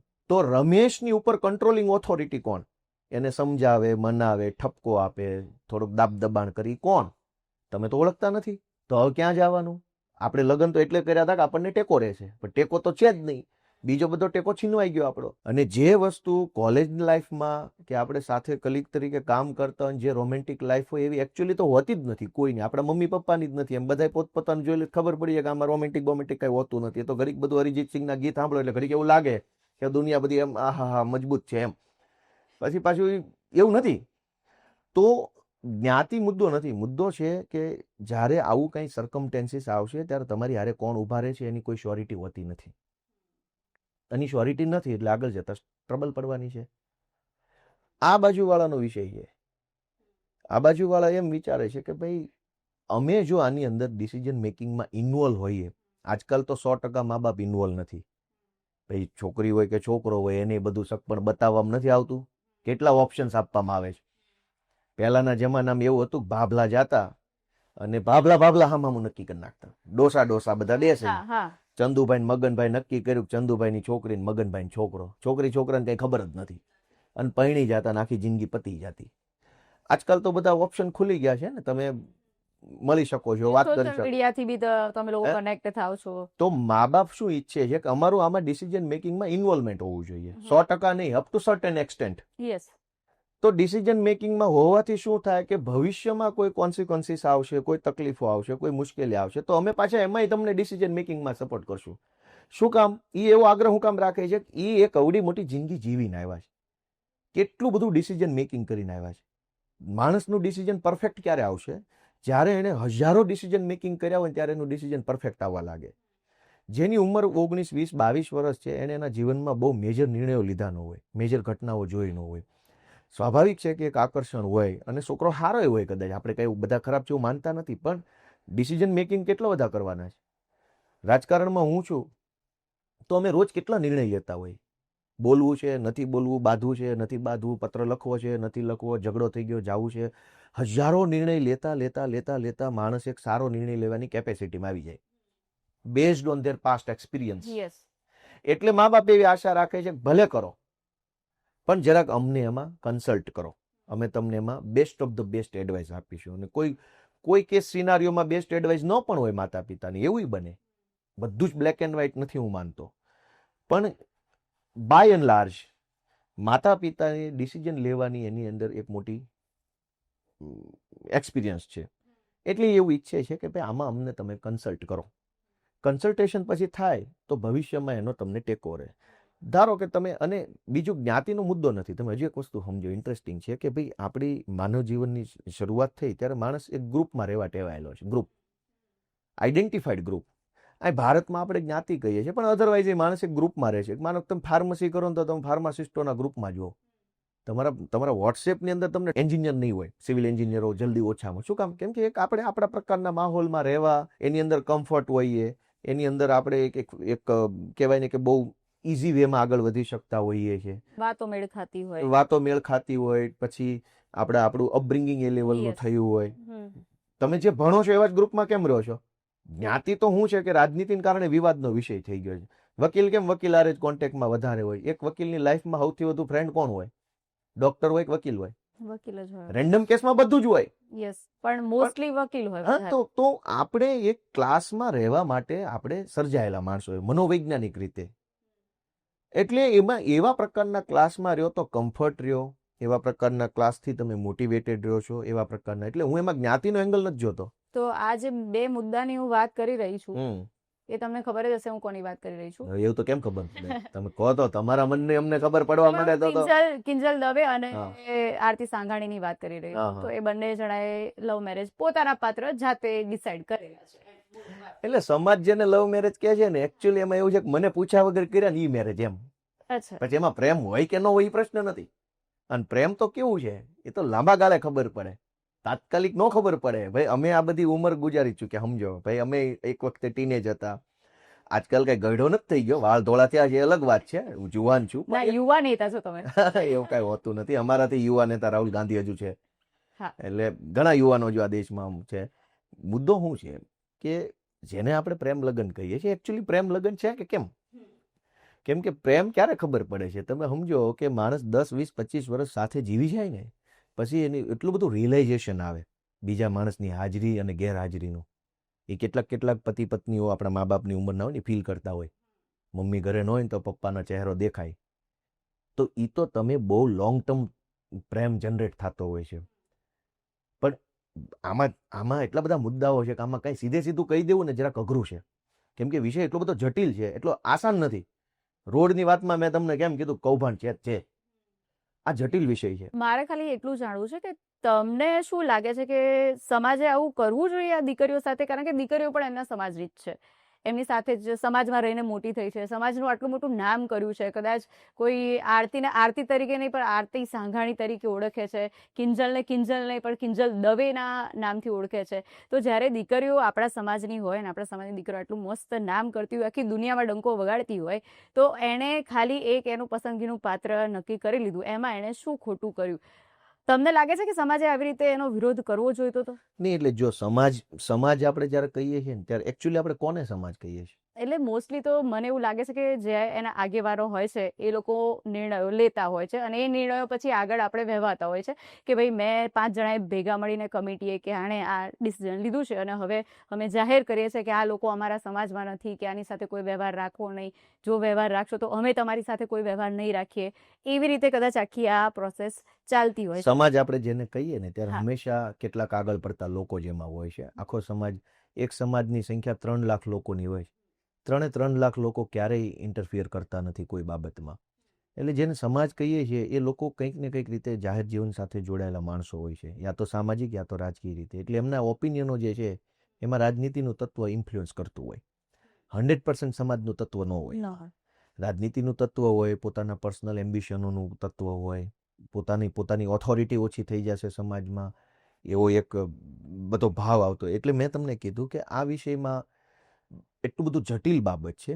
સમાજ છે, રાજનીતિ છે, નેતા છે, સમાજને ઇન્ફ્લુઅન્સ કરનારા લોકો છે, પોતે પરણી ગયા હોય ઈવડાઈ છે, હજુ જે ભવિષ્યમાં પરણવા માંગતા હોય એ લોકોનો અલગ મત હશે, જે રાહ જોઈને બેઠા હશે એ તો આમાં એગ્રી નથી થવાના કે આમનો કોઈ કેસ ઉલઝે તો પછી મારો કંઈક આવે. એટલે બાબત બહુ જટિલ છે. પણ આમાં 2 વસ્તુ સમજવા જેવી છે. એક કે આપણે મોડર્ન જમાનામાં જીવીએ છીએ અને મોડર્નાઇઝેશન તરફ આગળ વધી રહ્યા છીએ. એટલે કોઈ પણ રિટ્રોસ્પેક્ટિવ વાત હોય, એને ગુજરાતીમાં પશ્ચાતવર્તી એટલે ભૂતકાળ ટાઈપની વાતો, એનું આ જમાનામાં સ્થાન ન હોવું જોઈએ, એ સ્પષ્ટ બાબત છે. એ કેટલીક જૂની વાત કરશો ભાઈ તમે હવે, અને તમારી પહેલા જે લોકો હતા એ જૂની વાત કરીને જીવીને મરી ગયા, શું ફરક પડ્યો? જમાનામાં નવું આવ્યું ને, એઆઈ આવી ગયું, કેમેરા આવી ગયા, પોડકાસ્ટ આવી ગયા, ટેલેન્ટેડ માણસો આવી ગયા, બધું આગળ જ જાય છે, પાછળ કોઈના જ કાંઈ જવાનું નથી. તમારે યા તો મનથી સ્વીકારો યા મજબૂરીથી સ્વીકારો. જમાનો હંમેશા આમ જ હાલ્યો છે. છેલ્લા 1000 વર્ષમાં જમાનો આગળ કેમ ચાલ્યો? કોઈ જમાનામાં ઘૂંઘટ પ્રથા હતી અને એટલો બધો ઈગોનો બાબત હતી સમાજ માટે, એટલો મોટો ઈગોનો પ્રોબ્લેમ હતો કે કોઈ વહુ કે કોઈ બોય અને ઘૂંઘટ નહીં તાણે, લાજ નહીં કાઢે તો મર્ડર થઈ જતા. એમાં તારી વહુ મારી લાજ કેમ નથી કાઢતી? ઓથોરિટીનો પ્રશ્ન હતો કે ઘરના જે મોટી મૂછો વાળા ભાભલા હોય એની ઓથોરિટી શું? તો કે બૈરામને જોઈને લાજ કાઢી જવા જોઈએ. એટલે ખોખારો ખાય તો ભાઈ તો ઈ જમાનો તે આજ દેશે ને આજ ભારતે આજ સમાજે જોયો. ઈ ઓથોરિટી ગઈ, કોઈ પૂછે છે? ઘૂંઘટ છોડી દો, કપડા સારા મોડર્ન પહેરવા લાગ્યા છે, વહુઓય મોડર્ન કપડા પહેરે છે, બધું સાથે બેસે છે, સાથે જમે છે. હવે તો કોઈ જનરેશને એને ન સ્વીકાર્યું, એને ઈગોનો પ્રોબ્લેમ બનાવ્યો. પણ છેલ્લે કેટલાકે રાજી ખુશી જ સ્વીકાર્યું, બાકીનાને ફરજ પડી. બરાબર, ફરજ પડી ભાઈ તું નહીં સ્વીકાર તો તેલ લેવા જા. તો જમાનો જ્યારે આ હદે પહોંચી જાય કે એવી રીતે રિસ્પોન્ડ કરે કે ભાઈ ના સ્વીકાર તો તેલ લેવા જા, એની પહેલા તેલ લેવા ન જવું પડે એવી પરિસ્થિતિ આપણે બધાએ બનાવી પડે. કાંઈ તેલ લેવા નથી જવું, બેસીને નક્કી કરીને આગળ વધો. કેમ કે એઆઈ આવે છે, સાયન્સ એટલું બધું અપગ્રેડ થઈ રહ્યું છે કે તમે એની કલ્પના નહીં કરી શકો. આપણે ચર્ચા કરવા બેસીએ તો બહુ 2 કલાક બીજા નીકળી. સમાજને પ્રેમ લગ્નને મુદ્દો બનાવવાની કોઈ જરૂર નથી. સમાજે ધીમે ધીમે અપગ્રેડ થવાનું હોય, એક ઝાટકે નહીં. કોઈ બાબતમાં અપગ્રેડ થવું હોય તો સ્લોલી થવાય, કેમ કે કોઈ પણ વસ્તુ છે ને ધીરે ધીરે કરીએ તો એનું પરિણામ સારું આવે. કોફી પીતા હોય તો ધીમે ધીમે પીવી પડે, એક સાથે ઝટકો મારીએ ને તો મજા નથી એમાં. પ્રેમ લગ્નની બાબતમાં આ સાઈડ હોય કે આ સાઈડ હોય, સ્લોલી આગળ વધવું પડશે બધાએ. અને પ્રેમ લગ્નમાં તમે જુઓ, આજથી 30 વર્ષ પહેલા, મને તો યાદ છે, એટલે આજથી 30 વર્ષ પહેલા આ બધી બાબત એટલી બધી કટ્ટર બાબત હતી. આજ એટલી બધી કટ્ટર નથી. 30 વર્ષ પહેલા પ્રેમ લગ્ન કરવા ને એટલે એમાં ગોબા પડી જતા. આજકાલ ગોબા નથી પડતા, માપનું માપનું થઈ ગયું છે. ઘણા સમાજોએ સ્વીકાર લીધું છે. સમાજનો એક સક્ષમ વર્ગ જે છે ને, પૈસાવાળો વર્ગ, એ તો વર્ષોથી સ્વીકારીને બેઠો, કઈ વાંધો નહીં એમ. એ પૈસાવાળા વર્ગ હોય, અધિકારી વર્ગ હોય, નેતા. આ જે નેતા તમને પ્રેમ લગ્નના નામે ઉશ્કેરી જાય, એ બધા નેતાઓ ઇન્ટરકાસ્ટ જ લગ્ન કરેલા છે. કેમ કે એ તો એના લેવલમાં લગ્ન કરે છે, જ્ઞાતિ નથી જોતો, લેવલ જોવે છે, પ્રોફાઇલ જોવે છે. દેશના બધી જ પાર્ટીના મોટા ભાગના નેતાઓમાં તમે જોશો તો તમને 40-50% નેતા એવા મળશે જે ઇન્ટરકાસ્ટ હશે. કેમ કે એ તો એની લેવલમાં જ લગ્ન કરવાનો છે. એ પોતાની જ્ઞાતિમાં જશે તો એવું લેવલ નહીં હોય, કેમ કે બીજાને તેને આગળ આવવા દીધા ન હોય. હું નેતા બની જાઉં, મારી જ્ઞાતિ બીજાને ન બનવા દો, પછી મારે છોકરા ક્યાં પરણાવવાના? લેવલમાં. લેવલ બીજી જ્ઞાતિ નેતામાં હોય, એને એની જ્ઞાતિમાં કોઈ પેદા ન થવા દીધો, એટલે બે વેવાઈ થઈ જાય. અને એ પાછા બંને સમાજના ઠેકેદારો બનીને સમાજને જ્ઞાન આપે કે ભાઈ હું કરવાનું છે બેનો દીકરીઓએ. એટલે એટલી બધી માયાજાળ છે. તમે મને આમાં ક્યાં ગૂંચવો છો? હું સીધો માણસ છું, આમાં બધું ભરાઈ જાય એવું. મેં તો હાલમાં જ વિક્રમ ઠાકોરે પણ હિન્ટ આપી દીધી છે. અંબાજીમાં એક જાહેર સભામાં એમણે કીધું છે કે રાજકારણમાં આજે નહીં તો કાલે એ જોડાવાના છે. તો તમારી પાર્ટીમાં એમને જગ્યા મળશે કે નહીં મળે? અને મળશે તો કેમ, અને નહીં મળે તો કેમ? અને બીજું કે પોતાની અલગ પાર્ટી બનાવી શકે છે એવું તમને લાગે છે? મારું એવું માનવું છે એમાં કે વિક્રમભાઈ જેવો સારો માણસ રાજનીતિમાં આવતા હોય ને પહેલા તો એને વધાવી લેવા જોઈએ બધાએ, સમાજે, લોકોએ અને પાર્ટીઓએ. કેમ કે બહુ મોટા સેલિબ્રિટી લેવલે પહોંચ્યા પછી પણ બિનવિવાદિત રહેવું ને એ બહુ અઘરું કામ છે. દેશમાં તમે જો જેટલા લોકો ફેમસ થાય છે, પોતાના સંઘર્ષથી જ ફેમસ થાય, પણ પછી પાછું કંઈક ને કંઈક વિવાદ એમના આગળ પાછળ ચીપકી જાય છે. બોલિવૂડના સેલિબ્રિટી હોય, રાજનીતિના હોય, બિઝનેસના સેલિબ્રિટીઓ હોય, બધા છેલ્લે તો વિવાદમાં આવે. એટલે મોટા નામ કોઈ પણ હોય એમાં એકાદો વિવાદ જોડાઈ જાય. વિક્રમભાઈ જેવા આગેવાન થ્રુ આઉટ ગુજરાતી ફિલ્મ ઇન્ડસ્ટ્રીઝમાં આટલું બધું મોટું નામ હોય અને છતાંય પાછું બિન વિવાદિત રહેવું કે વિક્રમ ઠાકોરના નામનો કોઈ વિવાદ જ ન હોય. હવે આવી શાલીનતાવાળો માણસ રાજનીતિમાં આવે તો એક વખત તો એને વધારી લેવો જોઈએ. પછી આવ્યા પછી એનું જે કંઈ પરફોર્મન્સ હોય એના આધારે ટીકા ટિપ્પણી ચાલુ થઈ જાય. પણ એકવાર આવે તો વેલકમ જ હોવું જોઈએ. અને એમાં અમે તો વાટે જ બેઠા છીએ કે આવા સારા માણસો જ રાજનીતિમાં આવે. અમારી પાર્ટી બનાવી જ હાટું છે કે જે સારા માણસો છે એને ભાજપ કે કોંગ્રેસમાં કોઈ સ્પેસ નથી. એટલે જ તો અમારી આ પાર્ટી બનાવી છે કે ભાઈ જેટલા સારા છે એ બધા આ બાજુ આવી જાવ, બુટલેગરો બધા પેલા બીજેપીમાં જોડાઈ જતા. એટલે વિક્રમભાઈ જો આવતા હોય તો સારી બાબત છે, અમને ખુશી થાય, સમાજે ખુશ થશે. અને હું તો કહું આવવું જ જોઈએ. આવતા હોય તો શું, આવવું જ જોઈએ. એ નહીં આવ તો કોણ આવશે? જયા બચ્ચન રાજ્યસભાના સાંસદ છે, સની દેઓલના ભાઈ શું નામ એનું, સની દેઓલ પોતે સાંસદ હતા, ગૌતમ ગંભીર, કેટલા નેતા અભિનેતાઓ સાંસદો મંત્રી સંત્રી બની ગયા. વિક્રમભાઈ આવે, સમાજનું કંઈક સારું કરશે અને પછી એના કામના આધારે એની રાજનીતિક મૂલ્યાંકન થશે. આવવું જોઈએ. તમારી પાર્ટીમાં સ્થાન છે એમના માટે? અમારા તો દિલમાં સ્થાન છે ભાઈ. એ ગુજરાતના કલાકાર તો છે જ, અભિનેતા છે, ખૂબ સારી સારી પિક્ચરો બનાવી લોકોને એક સારો સંદેશ આપવાનું કામ કર્યું. તો એ રીતે એક આપણને કહ્યું તમારો ફેવરિટ કલાકાર, તો એ રીતે તો આપણા દિલમાં જ છે. રાજકીય રીતે આવશે તો વેલકમ છે, એનાથી સારું શું હોય? તમને ભાજપથી આટલી નફરત કેમ છે? હું નહીં, આ બધા જ પૂછવા માંગે છે કે તમને ભાજપથી આટલી નફરત કેમ છે? ને મને 5 કારણ જોઈએ છે કે જો ભાજપ આટલું કરે ને તો મારી 50% નફરત અત્યારે મને નફરત તો બિલકુલ નથી. પહેલો મુદ્દો એ છે. મારું ડિસએગ્રીમેન્ટ છે, હું સહમત નથી. નફરત હોવી એનો અર્થ કે ભાઈ હું તમારી સામે ધૃણાથી જોઉં છું કે તમે માણસ યોગ્ય નથી. મારામાં નફરત કોઈના પ્રત્યે નથી. ભારત દેશમાં આપણને કોઈના નફરત નથી, બધા હારા જ છે. મારો ડિફરન્સ ઓફ ઓપિનિયન છે. એ જે વિચારે છે હું નથી એ વિચારતો. એ જે કહે છે એમાં હું સહમત નથી. એની જે કંઈ આઈડિયોલોજી છે, પોલિટિકલ રીતે જે કામ કરે છે, જે વિચારથી કામ કરે છે, ગવર્નન્સમાં જે કામ કરે છે, સરકારી એડમિનિસ્ટ્રેશનમાં જે કંઈ કામ કરે છે, હું એમાં સંમત નથી. એટલે મારો વિરોધ છે. સીધું સિમ્પલ દાખલો છે. સરકાર અત્યારે એમ કહે છે કે સ્માર્ટ મીટર લગાવો અને ફોર્સ કરે છે જબરજસ્તી, દાદાગીરીથી સ્માર્ટ મીટર લગાવવાના લે. તો માને નફરત નથી, માને મારી અસહમતિ છે કે ભાઈ તું મીટર સ્માર્ટ લગાડવાની વાત કરે છો તો પહેલા તારી સરકારી ઓફિસો સ્માર્ટ કરને. મામલતદાર ઓફિસમાં એક આવકનો દાખલો અને જાતિનો દાખલો કઢાવવા માટે માણસે 100 ધક્કા ખાવા પડે છે. તું પેલા એને તો સ્માર્ટ કર મારા ભાઈ, કે માણસ આમ ફટ મોબાઈલમાં પોતાનું નામ, સરનામું અથવા આધાર કાર્ડ નાખે એટલે સીધું મામલતદારના ઓફિસના કોમ્પ્યુટરમાં ડેટા એન્ટ્રી થઈ જાય, સીધું ત્યાંથી ડિજિટલ PDF થઈને તારા મોબાઈલમાં આવી જાય. તમે જે કરવાનું છે એ કરતા નથી. અને નવા ગતકડાઓ, સ્માર્ટ સિટી, સ્માર્ટ મીટર ને સ્માર્ટ આન્સ મૂકો ને. એ બધું AI નો જમાનો છે.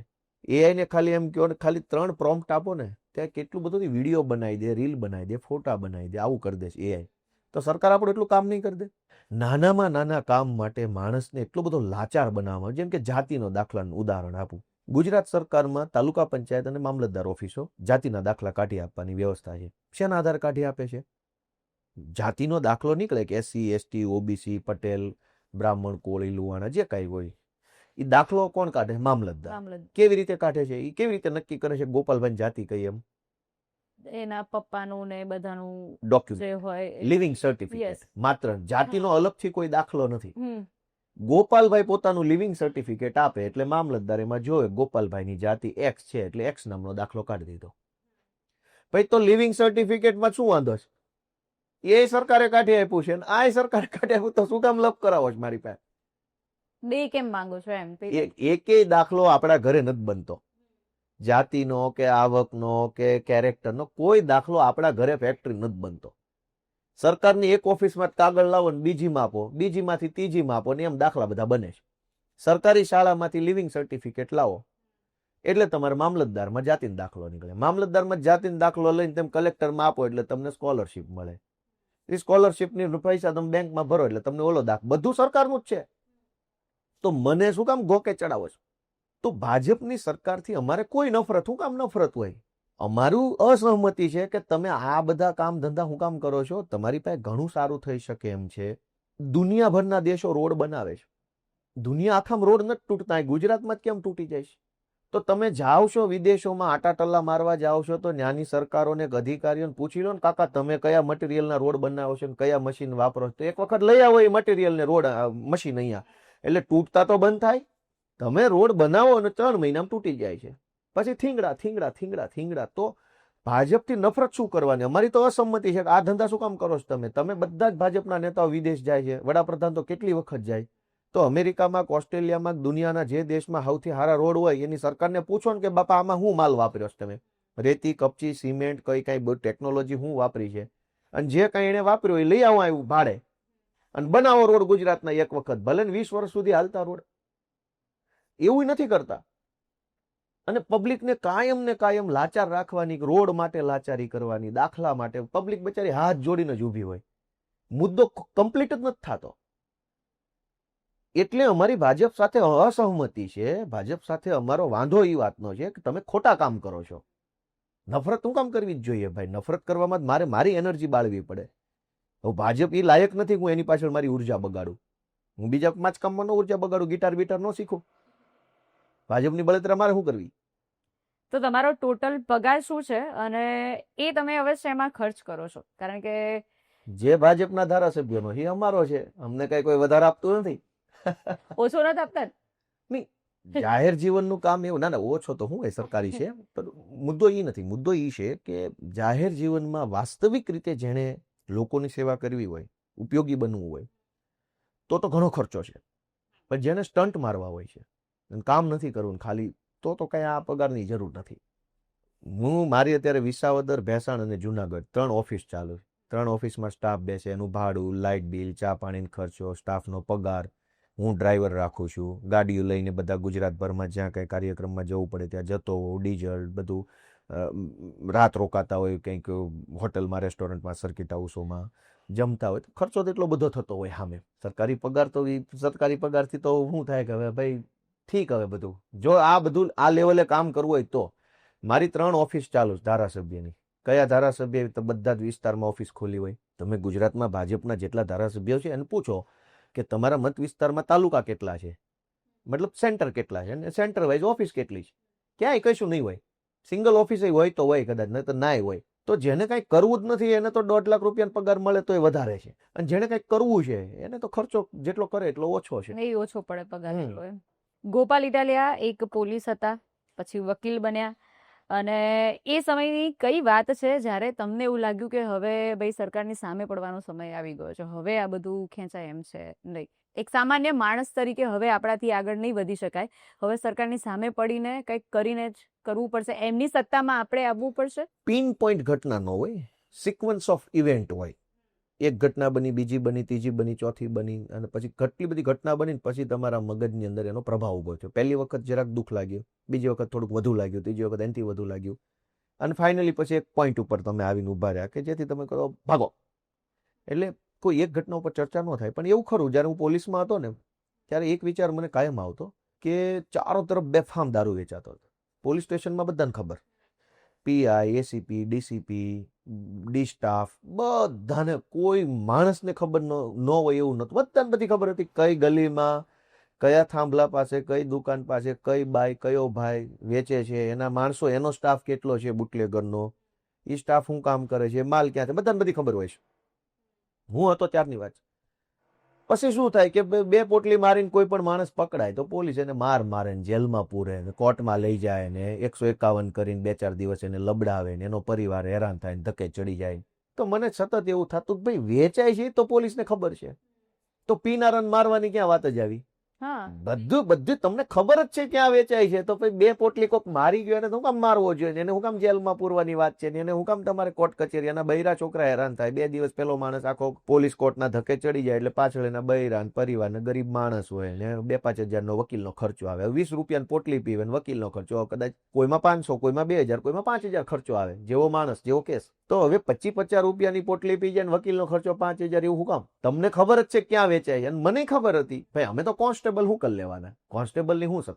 તો આખા વિસ્તારમાં નહીં, આજુબાજુના 10 પોલીસ સ્ટેશનમાં ક્યાં અડ્ડો છે આજે બધાને ખબર હશે, કેમ કે તો બધાને ખબર જ હોય છે. ખબર હોય, કારણ કે હમણાં વચ્ચે જ એક મીડિયામાં એને શોધી કાઢ્યું હતું. હા, જગ જાહેર છે. તો મને એમ થયું કે આવું ન હોવું જોઈએ. યા તો તમે બંધ કરાવી દો, અને યા તો તમે વેચવા દો છો, તો પીવે તો પીવે, હેરાન ન કરો એમ. પીરે પછી નહીં, એટલે પીધા પછી શું થાય તમે સમજો કે તમે વેચાયું એટલે એને પીધું 50 રૂપિયાનું અને છૂટવાનો ખર્ચો 2000, તો ક્યાંથી લાવવાના? અને બૈરા છોકરા હેરાન થયા એ અલગ. તો એક ગરીબ માણસ જે માનો પૈસા વાળો છે ને, અંગ્રેજી દારૂની બોટલ લાવીને 2000 વાળી પી જાય છે, એને ટેન્શન નથી, ફાર્મ હાઉસમાં બેસીને પીવે, કોઈ પકડતું નથી.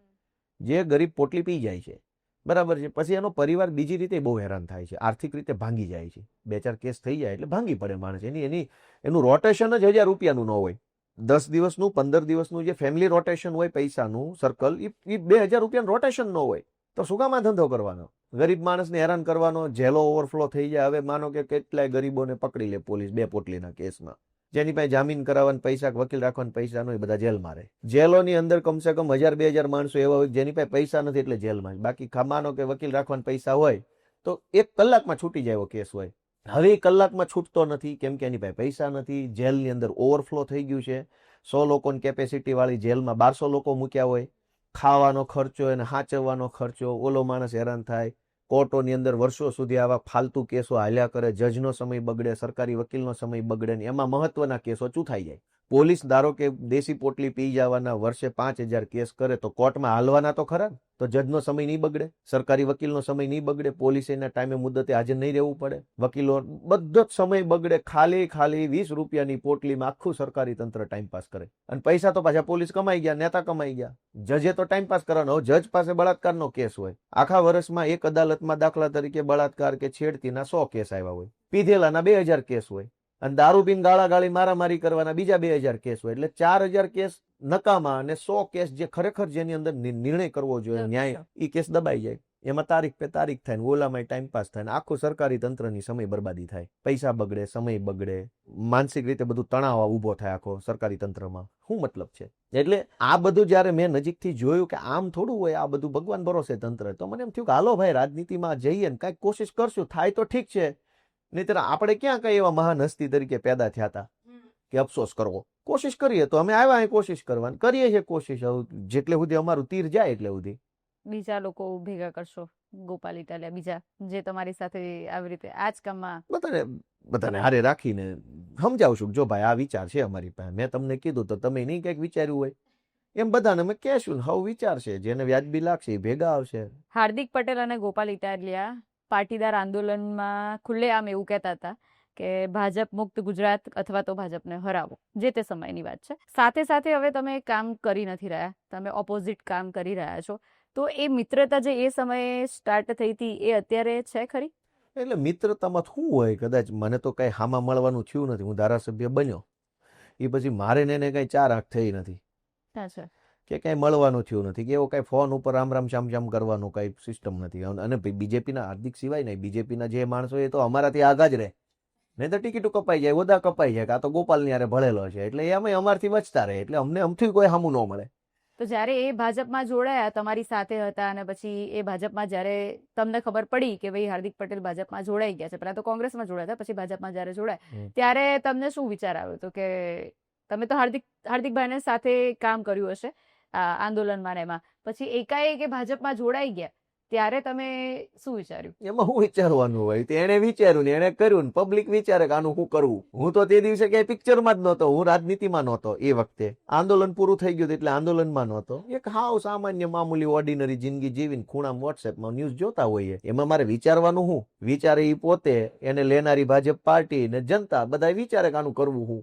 તો તમને ક્યાંક તો એવું થયું હશે ને કે આપણે સાથે હતા અને બધી વાત ખબર હતી, સ્ટીલ ભાજપમાં ને એમાં છે, અત્યારે એમાં જ કામ કરી રહ્યા છે.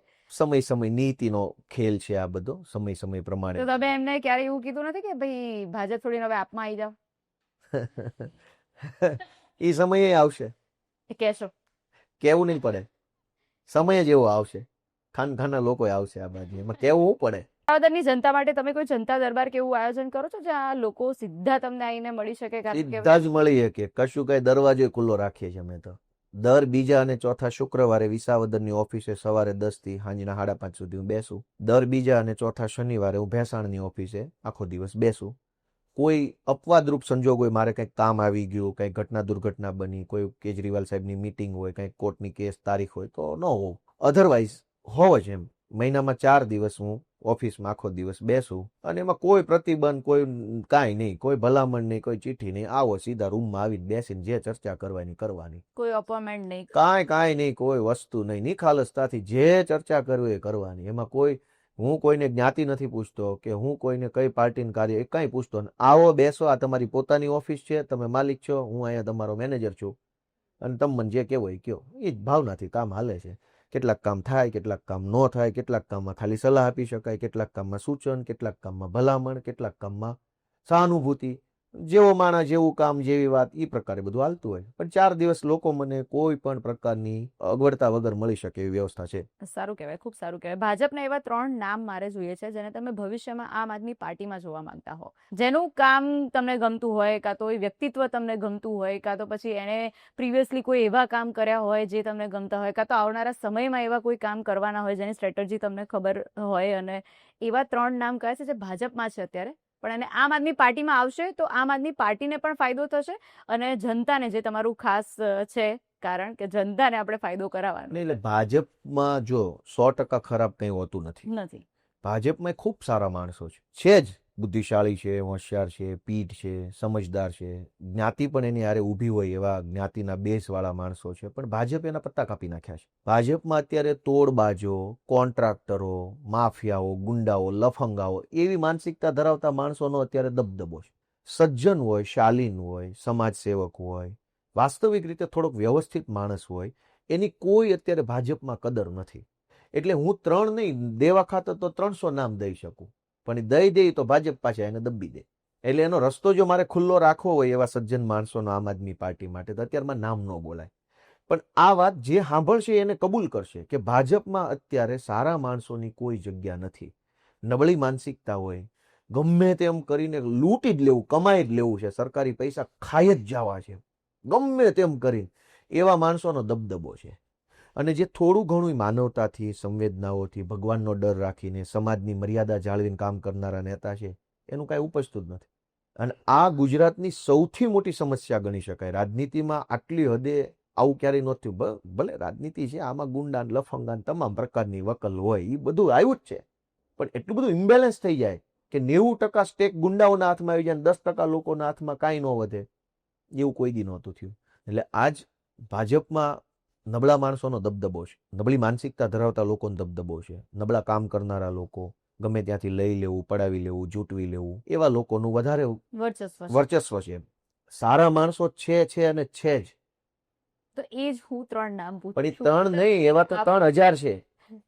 પણ જે 3 નામ તમારી પ્રાયોરિટીમાં હોય કે ભાઈ આ 3 જણા તો મને આપમાં આવી જાય તો ખૂબ જ સારું રહેશે ભવિષ્ય, જે 2027 થી લઈને હવે જે આગળ આપણે જોવાના છે એવા. એમ નામ ન દેવાય બેન. નામ એમાં શું છે કે હું નામ દઈ દઉં ને પછી એ રડારમાં આવી જાય ભાજપની. અને બીજું જાહેર જીવનમાં આ બધી બાબતો છે ને, આ હાઇપોથેટિકલ બાબત છે. આવવાનું હશે ત્યારે કદાચ નરેન્દ્ર મોદી જોડાઈ જાય, આનું નક્કી થોડું છે. અને જોડાશે તો જગ જાહેર જોડાશે, અમિત શાહ આવી શકે, બરાબર. પણ નામ એટલા માટે ન બોલાય કે એક સૌજન્યતા રાખવાની વાત છે, કર્ટસી, કે ભાઈ કાલ કોક મારા વિશે આવું બોલી જાય કે ગોપાલ ઇટાલિયા છે એ આમ જોડાશે તો મને ન ગમે ને. 2027માં જે ચૂંટણી થવા જઈ રહી છે એને લઈને તમારી રણનીતિ શું છે? અત્યારથી પ્લાનિંગ તો તમે સ્ટાર્ટ કરી દીધું હશે, કારણ કે હવે એટલો બધો કંઈ સમય બાકી નથી, 5 વર્ષ તો બાકી છે નહીં. સો એને લઈને તમારી રણનીતિ શું છે? અને અત્યારે જો ભાજપને કોઈ મેસેજ આપવાનો થાય તો તમે શું આપો? અમારી 2027માં રણનીતિ એક જ છે કે લોક સંપર્ક કરીએ, લોકો સુધી અમારી વાત પહોંચાડીએ. અહીંયા બેસીને જે કાંઈ વિષયો બોલ્યો એનાથી અમારી પોલિટિકલ ક્લેરિટી તમને જનતાને ખબર પડે કે આ લોકો પોલિટિકલી કઈ લાઈન ઉપર ઊભા છે. તો અમારી શું લાઈન છે ખેડૂતો માટે, યુવાનો માટે, મહિલાઓ માટે, આ રાજ્યને વધુ આગળ લઈ જવા માટે અમારું શું વિઝન છે એ અમે ઘરે ઘરે, ગામડે ગામડે પહોંચાડવા માટે કામ કરીએ છીએ. જેમાં સભા હોય, રેલી હોય, ઇન્ટરવ્યૂઝ હોય, ધરણા હોય, વિરોધ પ્રદર્શન હોય, જે કાંઈ અમારી પાસે અવેલેબલ પ્લેટફોર્મ્સ છે એને પ્લેટફોર્મના માધ્યમથી લોકો સુધી વાત પહોંચાડીએ. અને જેટલા લોકો અમારી વાતમાં સહમત થાય, પ્રેરિત થાય, એ લોકો અમારી સાથે જોડાય અને ગુજરાતની રાજનીતિ બદલવા માટે અમને સહયોગ કરશે. એવી રીતે અમે આગળ વધી રહ્યા છીએ. તો તમને એવું લાગે છે જે અત્યારે સત્તામાં સરકાર છે એ જાહેરાતો પાછળ બહુ જ ખર્ચ કરે છે, બહુ જ એની જાહેરાતો દરેક પ્લેટફોર્મ ઉપર જાહેરાત કરે છે? જે ગોપાલ ઇટાલિયા છે એ સોશિયલ મીડિયા ઉપર વિડીયો વાયરલ કરીને જાહેરાત કરતા હોય, કારણ કે એ એટલો ખર્ચો નથી કરી રહ્યા એ રીતની જાહેરાતો ઉપર કે લોકોને કે આ ભાઈ અમે આવું કર્યું છે, આવું કર્યું છે, આવું કર્યું છે. પણ તમે શું જે વિડીયો વાયરલ કરો છો એને તમે માનો છો કે એ તમારી એક આ સ્ટ્રેટેજીનો પાર્ટ હોઈ શકે? એમાં સ્ટ્રેટેજી શું હોય? એ તો અમારો ઓપિનિયન હોય. કોઈ ઘટના, દુર્ઘટના બની હોય, કંઈ વાત આવી હોય અને અમારું ટીવીમાં ન આવે, છાપામાં ન આવે તો અમારે કહેવું તો ખરું ને કંઈક. ધારો કે કોઈ મોટી ઘટના બની ગઈ તો જનતાને એમાં રસ હોય ને, ગોપાલભાઈ શું કહેવા માંગે છે. હવે ટીવીમાં તો અમારું કંઈ કદાચ ક્યારેક ન પણ આવે, છાપામાં કદાચ ન પણ ક્યારેક આવે, તો અમારે બોલવા માટેનું પ્લેટફોર્મ શું? તો કે ફેસબુક.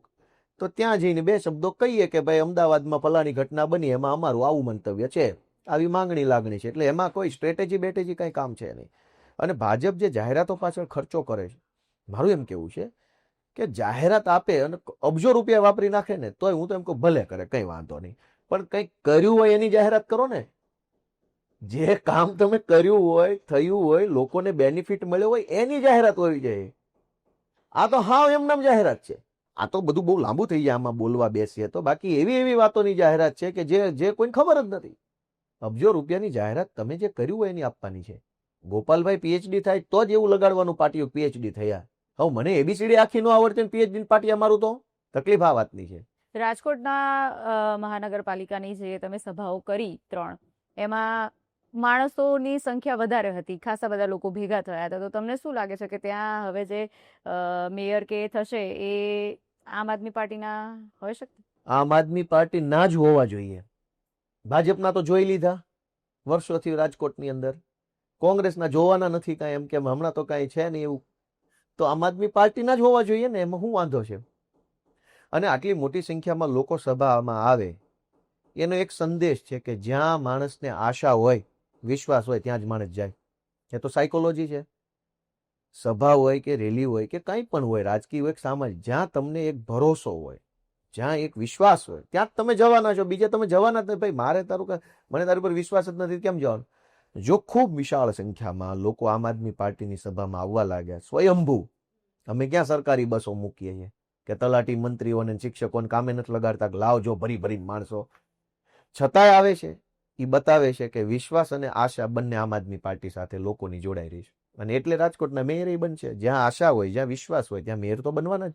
એટલે લોકોની માનસિકતા હવે બદલાઈ રહી છે એવું તમે કહી શકો કે હવે ચાન્સ આપી રહ્યા છે લોકો બીજી પાર્ટી લોકોની માનસિકતા તો પહેલેથી સારી જ છે. લોકો જાણતા જ હતા ભાજપ ખોટી પાર્ટી છે, પણ ઓપ્શન નહોતો શું કરવાનું. એવું નથી કે લોકો અત્યારે જાગી ગયા, પહેલા ઊંઘી ગયા હતા. પહેલેથી જાગે છે, પણ જાગીને શું કરવાનું? કંઈક ઓપ્શન તો નહોતો. હવે જે ઓપ્શન વિસાવદર વિધાનસભાની ચૂંટણી પછીથી લોકોને એક ભરોસો આવે એવી રીતે અમારું જે સમાજમાં છાપ બની, એના કારણે લોકોને એમ લાગ્યું કે હવે કરવું જોઈએ એમ. એવું કહેવાય છે કે પોલીસ જ્યારે આરોપીઓનો વરઘોડો કાઢે છે ત્યારે એ લોકોને પહેલેથી જ કહી દેવામાં આવે છે કે ભાઈ આવી રીતે ચાલવાનું છે, આવું આવું બોલવાનું છે, આવું આવું કરવાનું છે. તો તમને એવું લાગે છે કે આ બધું સ્ટંટબાજી ને એવું જ છે, એવું છે? લાગે છે નહીં, મને તો ખબર છે, હું તો હતો પોલીસ મેં લાગવાનું. મેં તમને શું કીધું કે આ આખી સરકાર રીલ ઉપર હાલે છે. તમે કેમ ઓલી 2 બસની રીલો કહી દે? આમ એક તમને હું સમજાવું કે પોલીસ કોઈ આરોપીને શું કામ મારે?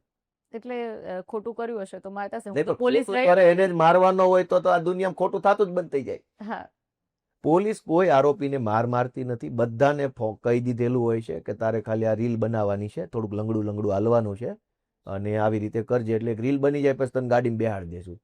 એટલે તમે જુઓ કે કોઈ દિવસ 10 મિનિટનો વિડીયો નહીં હોય ક્યાંય.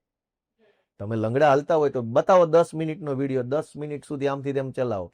1 થી 1.5 મિનિટનો વિડીયો નો. શું કામ? બસ આવી ગયું લંગડા હાલતો વિડીયો, ગામને લાગ્યું કે ભાઈ ઓહો આનો તો વરઘોડો કાઢ્યો. હવે તમે એની સિનારીઓ પાછળનો સિનારીઓ જો ધારો કે ગોપાલભાઈ નામના પોલીસ વાળાએ કોઈ આરોપીને માર્યો અને આરોપીએ કોર્ટમાં ફરિયાદ કરી કે મને પોલીસે માર્યો અને ગોપાલભાઈ સસ્પેન્ડ થયા, તો ગોપાલભાઈને કોઈ શું મેડલ આપી દે ભાજપની સરકાર કે બીજા પાર્ટીના માણસો? 2 વ્યક્તિનો ઝઘડો થયો, એમાં એક દોષિત હોય બી શકે, પણ એને પોલીસ મારે અને કાલ ઓલો પોલીસ વાળો સસ્પેન્ડ થાય, ડિસમિસ થાય, ઘર ભેગો થાય, એના બૈરા છોકરા રખડી જાય, તો ભાજપની સરકાર કયો મેડલ આપશે? તો પોલીસે એ જાણે છે કોઈને મારવા બારવા નથી. રીલ બનાવીને સાહેબને ઉપર સંઘવી સાહેબને મોકલી દો, સંઘવી સાહેબ રીલ બની ગઈ, ઓકે બેટા બરસ બહુ સરસ, સિંઘમ થઈ ગયો હતું. કોઈ પોલીસ જોખમ ન લેવું. શું કામ? કેમ કે સરકાર તો પ્રોટેક્શન આપવાની નથી.